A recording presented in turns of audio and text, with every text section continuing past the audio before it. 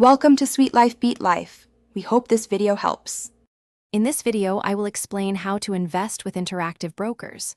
First, you will open an account online, which typically takes about 10 minutes. Next, fund your account with a minimum of $100 to begin trading. Interactive Brokers offers access to a vast array of investment products across over 150 markets worldwide, providing extensive opportunities for your portfolio.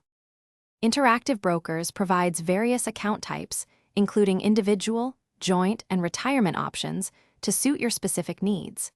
Funding your account is straightforward. You can use bank transfers, checks, or wire transfers. This flexibility ensures you can easily deposit funds and begin trading across more than 150 global markets, offering unparalleled access. With Interactive Brokers, you can invest in a wide range of products, including stocks, options, futures, and exchange-traded funds. They offer advanced trading platforms, such as the powerful Trader Workstation, designed for professional and active traders. You also gain access to real-time market data and comprehensive research tools to inform your investment decisions effectively.